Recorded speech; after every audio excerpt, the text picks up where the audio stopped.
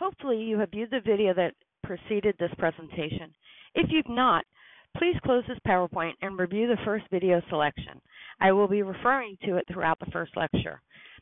After reviewing the video, did you find its contents offensive, funny, cute, demeaning?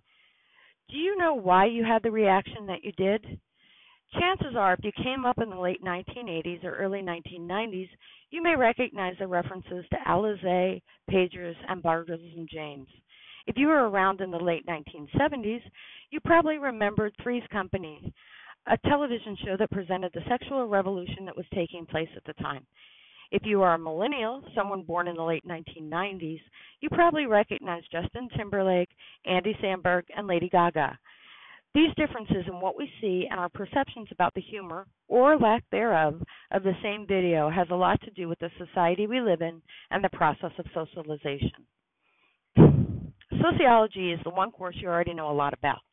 You're a member of many social groups and interact with others on a regular basis. Whether by phone, text, social media, or through face-to-face interactions, we all are social creatures. Sociology is simply the study of those interactions and how they impact specific groups. Unlike psychology, which examines individuals, sociology tries to find patterns and structures between and among groups of people. For example, we want to understand why some men are offended by the video, yet some are empowered by it. Do the reactions to it differ based on our individual age, gender, race, ethnicity, and/or social class? A sociologist would apply the scientific method to conduct research and deduce what socially significant patterns, attitudes, and behaviors exist within a specific group. These findings might then be applied to explain similar phenomena. The ability to appreciate the social nature of human existence is what C. Wright Mills called the sociological imagination. When developed, this imagination allows us to examine the human condition through the lived experience of others. For example, the music video we viewed at the beginning of this lecture would have been banned by the FCC in the early 1980s due to decency standards. Showing two men in an assumed homosexual situation would have been unthinkable. What has happened in society to change that standard? Is a laxing of the standard due to the gay, lesbian, bisexual, and transgendered civil rights movements of the late 20th century? Did that movement arise from women becoming empowered with laws giving them control of their own sexual accessibility? And was that female fight for equality of the late 1960s and early 1970s inspired by the work of civil rights activists beginning in the 1950s? While these movements had a powerful impact on society as a whole, individuals on the front line, behind the scenes, and in pockets of isolation felt these movements in very different ways. Many times, an individual's ability to act on the world in which they live depends on the social structures they find themselves in. Social structures are the formal and informal relationships we all have. Structures may include friendships, families, schools, government, economics, and a variety of other systems we live in daily.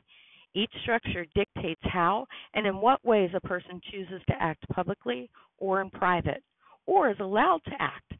It may be totally acceptable to talk about your liberal political beliefs at school, but would you feel as free to discuss them in a religious space, especially one that is deemed conservative? Agency, simply put, is the individual's ability to exercise free will in society. It may, however, be severely restricted or empowered depending on where we are and who we are surrounding ourselves with. Critical thinking is not just a class you need to graduate or to transfer. It's the ability to evaluate specific claims based on the evidence presented, the credibility of both the evidence and the presenter, and the assumptions we make and those that either support or deny a claim. It allows us to fully understand the context of an argument and what stance, if any, we decide to take. I often tell my freshman students at East Bay when they are preparing to debate a topic, begin by taking the side you oppose. This is critical thinking in action. If you understand the full context of a problem, situation, or a topic, it allows you to position yourself as a critical thinker. As a researcher, my credibility depends on how my critical thinking skills and my willingness and ability to apply and follow 6 critical rules. First off, I have to be willing to ask questions no matter how difficult they are. Number 2, I have to think logically and be clear with my thoughts. Number 3, got to back up your arguments with evidence.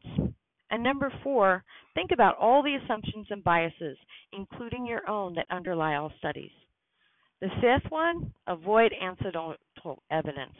Saying something like, my neighbor experienced X or my sister experienced Y really doesn't make a cohesive argument. Finally, the 6th and probably most important critical rule of thinking, or rule of critical thinking, is admitting when you're wrong. When we admit we are wrong, it often leads to amazing insights that wouldn't have occurred otherwise.